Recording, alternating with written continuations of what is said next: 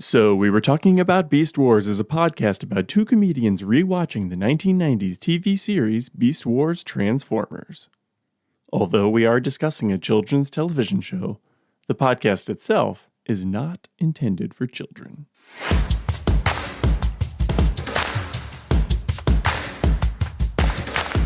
So, we were talking about Beast Wars. We were talking about Beast Wars. I'm Phil Thomas. I'm Andy Hunter. Hello, everybody. Thank you for joining us. We are excited to have something exclusive for once. We recently unearthed, I'm not going to say how we found this because the authorities don't need to know. We recently unearthed 2 lost episodes. What we saw, it was one partially produced episode and one script. We've both been a little busy lately, so we decided to split it up. Phil took the script and took a look at that and is going to describe it to us later. I watched the partially produced episode, and I'm going to describe it now.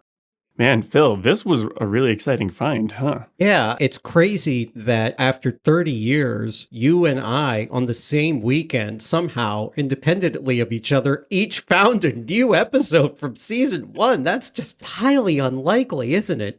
It is, but as Rhinox said, miracles happen too. That's right. Sometimes they happen at the same time around the beginning of April. Yeah, well, why you gotta look a gift maximal in the mouth? I'm certainly not. I'm thrilled to read the script to you that I found. And just to be clear, I have not told anything to Andy about the script that I personally found at all. And I haven't heard anything about the totally new episode that Andy seems to have found and watched. So I'm going to be listening to the one he found, just like you listeners. And I thank him the same for my script. Yeah, like I said, we're both too busy to each independently dive in to both episodes. You know, I am a little disappointed in us. Usually we hold ourselves to a higher standard that we're both equally really well prepared about every episode we cover. But sorry, it just didn't work out this time. Yeah. And listen, I just wanted to be clear. Neither Andy nor I are lying to you because otherwise that would be a huge waste of everyone's time. Yes, even more than one of our regular episodes is.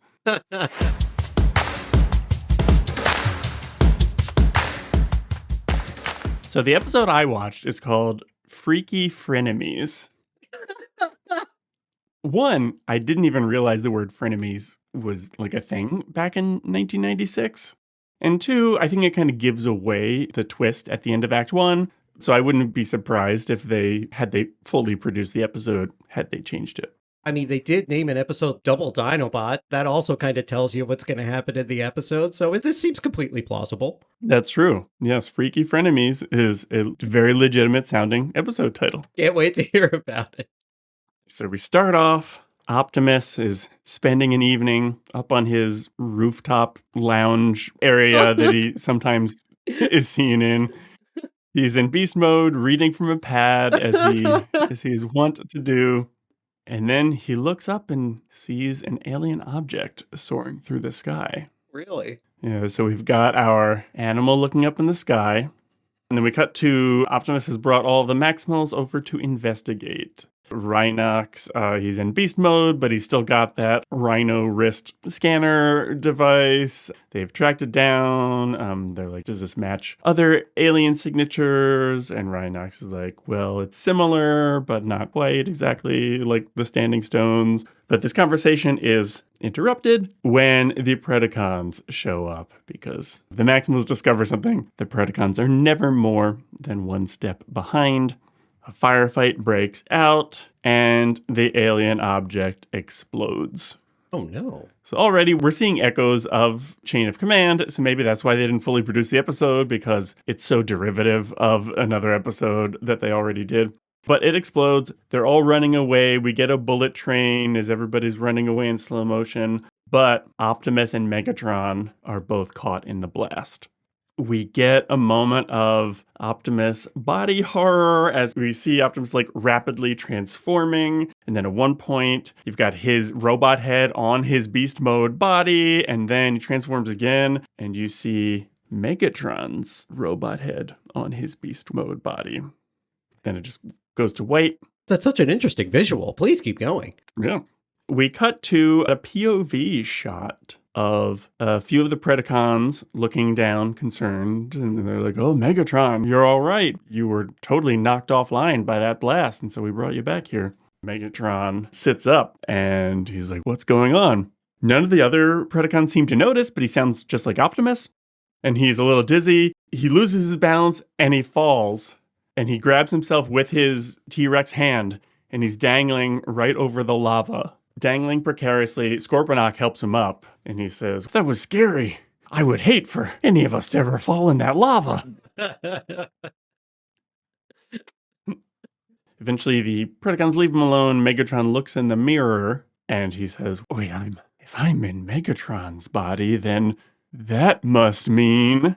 And he realizes the Maximals are in trouble because we cut over to the Axelon, and the Maximals are happy for quote-unquote Optimus waking up, even though he has David K's sonorous Megatron voice. Nobody notices. They leave him alone. He is trying to reprogram Sentinel because he immediately thinks, all right, well, I could just kill them all, but they might catch on, and I don't want to face them all on a head-to-head fight. But he realizes he does not have the password. And then a phone call comes in. It would appear to be Megatron calling the Axelon. Optimus is trying to warn them, but Megatron in Optimus's body fields that call and taunts him. "There's nothing you can say that would make the Maximals trust you. You're Megatron. I'm in charge here, and as far as I'm concerned, that's just Prime." So we get a nice stolen catchphrase moment.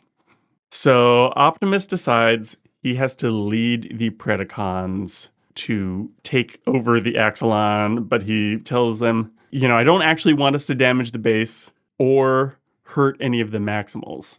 This has to be a very surgical operation. And obviously Pterosaur chafes at this and decides to just, fly off the handle, and he shoots Optimus in Megatron's body.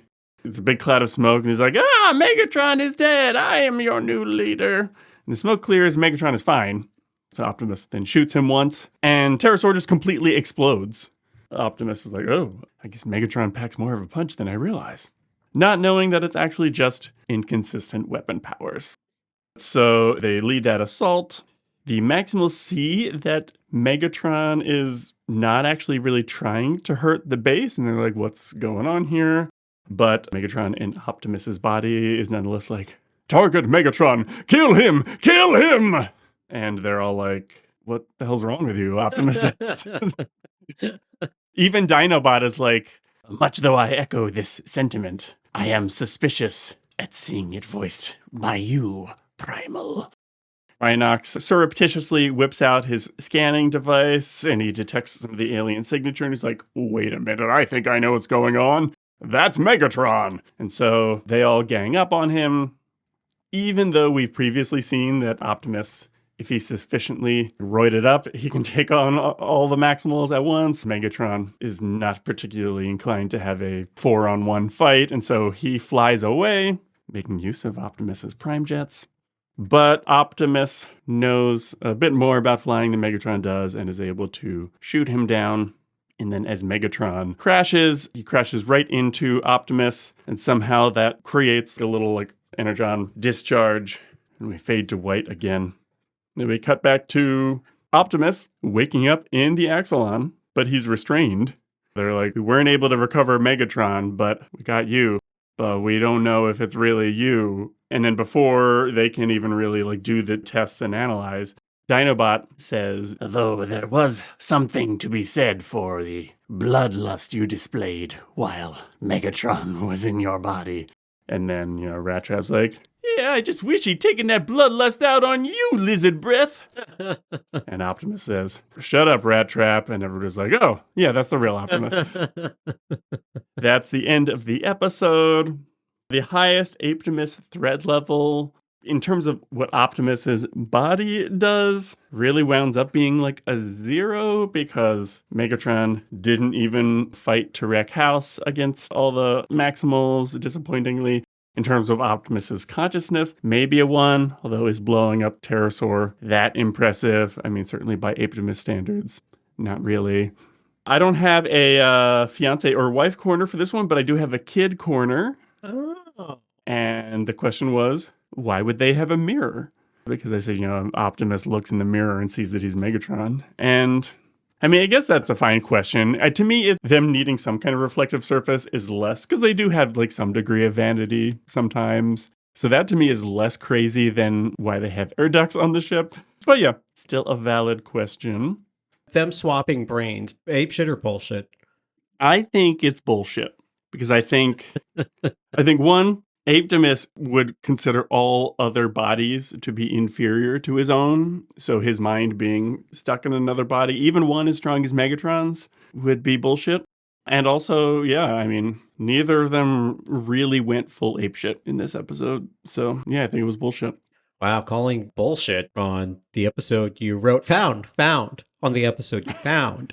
Yes, I mean, far be it for me to insult the great work of Joe Schmenderson, who is the credited author of this episode. And I couldn't find anything about him on IMDb, so I'm guessing this is an alias. Maybe Bob Ford or Larry DiTilio wrote it, and then were not really satisfied with it, so they used an alias. And maybe that's why it never got fully produced. Okay.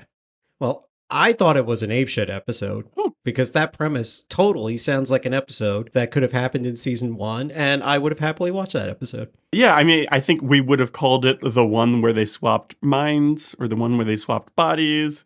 It's odd that that is a cartoon trope that went unexplored in Beast Wars. How many times do you think Maximize and Terrorize were said in the episode? This was weird. Maximize was actually said 0 times. Terrorize was said 13 times because I didn't even describe this, but there was just a montage. It just Optimus over and over again was like, no, wait, I can't really be Megatron. And it was beast mode, terrorize, beast mode, terrorize, and he just did it. Maybe they were running short on time because they did it for 90 seconds. Wow. That really evened out the Maximizes versus Terrorizes over the course of the season. Yeah, I mean, not the finest episode, but not the one where they all went blind. So, well, I'm sad I didn't get to see it, and for some reason never will, but I hope to someday. Oh yeah, it seemed like the file just corrupted and blew up my computer. So I can't even send you my hard drive for you to, look at it yourself. I'm sorry. Wow, that's a watershed moment. That post would have gotten a lot of upvotes on the Transformers Reddit. Yeah, alas. Well, I'm glad I was able to at least describe it to you all from memory. Yeah, that was great and really impressive and well-timed. Oh, thank you. Yeah. Yeah, so why don't you tell me about the script that you found? Yeah, it's a really grainy PDF, and it's not even like one of the text PDFs. It's just images. So even if I sent it to you, I had to use some advanced software to get the text out of it. So it would be hard for me to send you the PDF. So I'm just going to have to try to read it to you right now. Is that okay? Oh, yeah, thanks.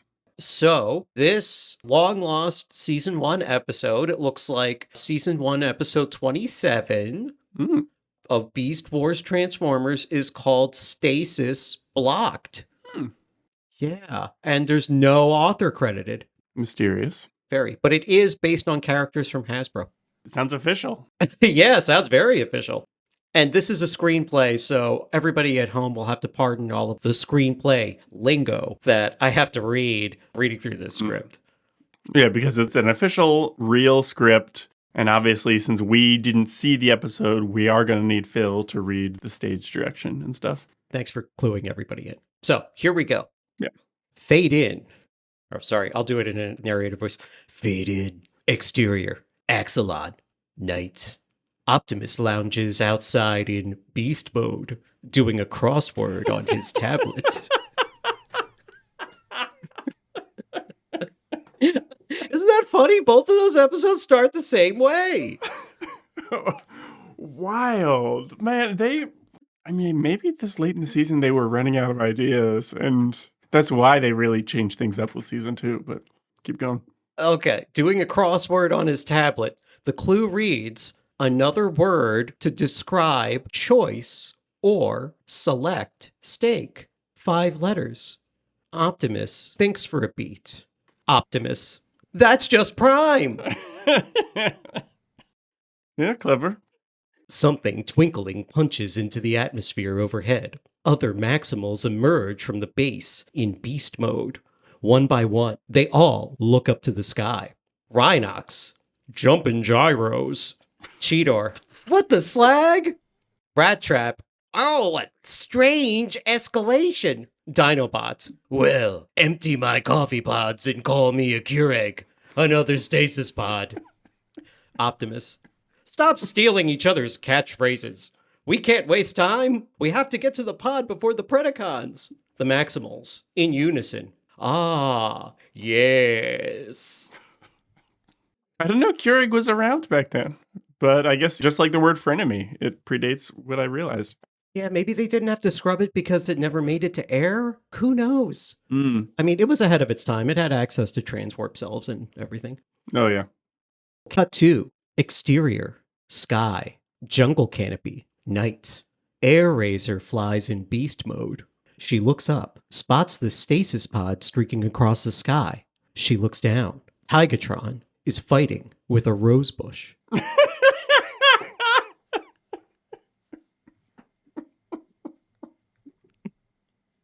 Oh, man, he just can't catch a break. Air Razor, guess what just entered the atmosphere?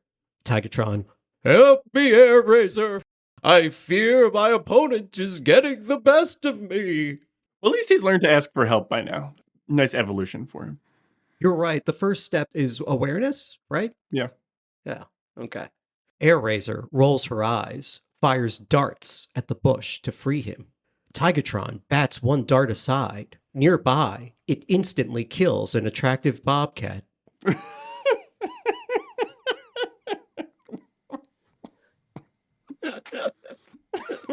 That one's on the bobcat for being too close. Yeah, wrong place, wrong time. I mean, they weren't even a thing, as far as we can tell. Yeah. Tigatron, blast my feeble prowess, I am 0 for 2. Air Razor, let's see if we can make it 0 for 3. Air Razor rockets off towards the falling pod. Tigatron takes off after her. Cut 2. Interior. Predacon base. Night. All of the Predacons are fast asleep. Pterosaur and Scorponok, in robot mode, sleep while dangling by one arm precariously over lava. Good thing they've got those good grips that'll never let them down. Oh yeah, no, that's not foreshadowing of anything. Nope. Megatron, in robot mode, snores in the control room. His T-Rex head, annoyed, wakes him up. Megatron stirs, focuses on a monitor, the stasis pod, entering the atmosphere. Megatron, whoa, what a completely unexpected development. Just as I anticipated. All Predacons, prepare to advance on the incoming stasis pod. Megatron brings up Black Arachnia and Tarantulas on another screen. They're both hacking into a computer in Megatron's quarters. Megatron, spiders, quit stealing my Bitcoin and advance on the stasis pod at once. That's so weird that they were using the term Bitcoin and it would later go on to... Wait, do you think that guy, the mysterious creator of Bitcoin, do you think he had previously found this lost script and named it after that? Maybe Marshawn Lynch got Beast Mode from Beast Wars, and maybe Satoshi Nakamoto got Bitcoin from this log-lost PDF that I just found over the weekend. Wow. Well, I'm a little disappointed that we aren't the first ones to lay eyes on the script, but that is pretty cool to discover that connection. Wow, big scoop for us. Cut 2. Interior. Tarantulas Lair. Night. Tarantulas, Black Arachnia, and Inferno are gathered. Tarantulas has built a flying laser with black and white stripes, just like Tigatron. It hums ominously. It is labeled the Lameser. Tarantulas, monologue via voiceover. I will double-cross Megatron and steal the pod, so I can trap Cheetor in it. Then I'll cut one small hole in the top, just big enough for me to stick my tongue through. Tarantulas cackles inside his own head. Black Arachnia, internal monologue, voiceover. I know Tarantula's plan. I will double-cross Tarantulas and steal the pod for myself, so I can trap Tarantulas in it and reprogram him to be just a little less rapey. Inferno leans forward and monologues out loud. I will double-cross both spiders by burning them to slag because I hate them for not paying dues to the colony. A beat. I do this out loud because I have no internal monologue. Tarantulas pivots, delighted. Tarantulas. Fortunately, I already knew Inferno would double-cross Black Arachnia, and I had a double-cross plan already set in place. Black Arachnia smiles, even colder. Black Arachnia. And I knew you'd have a double-cross plan for the double-cross Inferno prepared for my plan to double-cross Tarantula's initial double-cross. She leans in. Are you prepared for my double-cross? Tarantulas. Of course I am. You're so predictable. I'm glad you had the script instead of me, because I would have needed one of those bulletin boards with red string going all over it to follow all this. Yeah, I mean, I'm just reading what's on the page. I can barely keep track. Fortunately, other Beast Wars episodes are far easier to keep track of with the double crosses. Yeah. Exterior, alien array, night. The stasis pod slams into the ground. Inside some type of alien array, Tigatron somehow arrives before the other Maximals. He sees Tarantulas, Black Arachnia, and Inferno standing near the array, backs turned. Above them, a giant boulder perched precariously overhead. Tigatron creeps into position, raises his weapon towards the boulder. You have wrought destruction on this peaceful planet. Now face the justice of the jungle. Tigatron fires. The gun backfires. It shoots Tigatron in the face, instantly sending him into stasis lock. I don't even want to put that one on him. I mean, that's faulty weapons. That's true. Yeah. I think if this had made it to air, maybe they would have ratcheted up the incompetence a little bit more. Yeah. Yeah, that makes sense. The Predacons react all at once. Black Arachnia, Tarantulas, and Inferno bullet train jump away from the explosion. Black Arachnia. Tarantulas, how did you manage to shoot him with your laser before we saw him? Tarantulas. I didn't. That was all him. Tarantulas cackles insanely. Blam! He's shot in the back by Optimus Primal, flying into view in robot mode. Tarantulas crumples. His head bounces on the ground. Optimus Primal. Bathe in the fires of Inferno. Black Arachnia immediately returns fire. Black Arachnia. Bathe in the fires of Inferno. Inferno fumes. Offended. Inferno. Ruiners of the royal catchphrases. Optimus Primal fires a small warning shot towards the remaining Predacons. It instantly vaporizes both Black Arachnia and Inferno. Whoa. Yeah, talk about inconsistent weapon power, huh? Yeah, geez. Is it possible that somehow the CR chamber in the Axelon is faulty in some way, that it was like draining all of the power from Tigatron's gun and feeding it into Optimus's? Oh, maybe. That would make a lot of sense. Maybe that's why it backfired, because it was like trying to go in a reverse in some way to help Optimus. Oh, yeah. Yeah, that makes sense to me. Optimus Primal lands near the alien structure. Optimus, for the colony.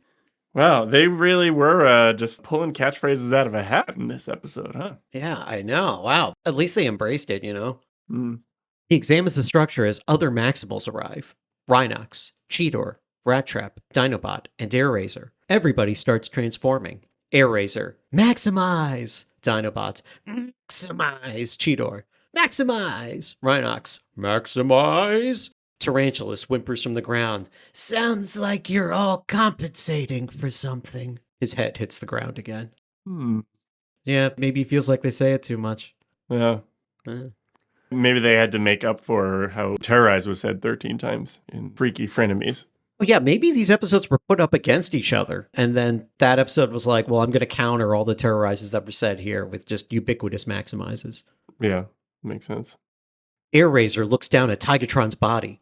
Airraiser, he's dead. Dinobot, he's dead. Cheetor, he's dead? Off-screen, Tigatron's voice, faint but indignant. I'm alive, just very badly damaged. Rhinox, he's dead. Optimus turns back to the alien contraption. Decisive. Optimus, seeing as how Tigatron is very clearly dead, and there's nothing we can do for him, Tigertron whimpers off screen. Optimus, we need to focus on this alien contraption. Rhinox steps forward, already deep in technobabble. If we don't take the alien structure and cyber-disable the MacGuffin matrix in 1 megacycle and 5 nanoclicks, we'll cyber-slag the stasis pod's transwarp timer. That was a lot. That was a lot. Tough look for my guy. As Rhinox talks, Optimus Primal is suddenly shot by the Lameser. The Lameser then attaches itself to his chest. If pried off, it will explode. And this one was not made by the incompetent Scorponok, so I'm a little nervous for him. Yeah. But then, tentacles erupt from the alien away, snaring him. They flay at his outer plating, then whip him through the air like a ragdoll. He slams into a nearby mountain range. The energon-filled mountains erupt. A blast wave of contaminated energon hits him with full force, infusing his superstructure. He staggers, blinded. Above, the fake moon fires a laser. The real moon also fires a laser. What? The beams strike Optimus Primal, partially discorporating his spark. His spark drifts, and his spark is immediately stung by a cyber bee. The Maximals begin arguing for the millionth time about who is in charge when Optimus has been incapacitated. The camera pans back. Interior, Predacon base. Night. Megatron is still at his console. He has been monologuing this whole time. On screen, 2 words appear. The end? ? Fade out.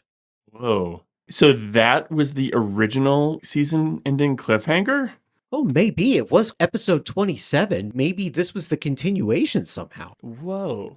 That's a lot of balls in the air that they would have had to conclude with part 2. Man, and it's such a shame that we only unearthed the script for part 1. And we'll never know how part 2 ends. Yeah, unless maybe almost exactly a year from today, we somehow unearth part 2. Yeah, I mean, the odds of that would be astronomical, but you never know. You do never know. So that's the script I uncovered. What are your thoughts? That was wild. It's so weird. It's like in both the one you just read and the one I described, it's as if the writers had a Beast Wars bingo checklist and were trying to check stuff off. And that is so wild because I don't think there's ever been an actual episode that checked off every square of the Beast Wars bingo. But these two had. I think it really is a symptom of these were written really late in the process and they were running out of ideas and they were just kind of, what's an exciting thing? What's the thing we do a lot? Chuck this in, chuck that in. That's it. If you're playing Beast Wars bingo at home, I think everybody was shouting bingo at some point today, huh? Yeah, I completely agree. And you're right. It did feel a little like they were checking a bunch of boxes. You know, it's almost like these were written by a couple of hacks. Yeah. Maybe that's why none of the professional staff wanted to commit their names to these. I guess that'll do it for us today. Thank you all for listening. If you out there want us to keep sleuthing around and trying to find more unearthed episodes, let us know. Or if you think some secrets are better left buried, you can tell us that too. Please subscribe, rate the podcast, and spread the word. Reach out to us at beastwarstalk@gmail.com, especially if you have a question for Optimus Prime, and he will answer it on the show. Until next time, I'm Andy Hunter. I'm Phil Thomas. And now we have talked about Beast Wars.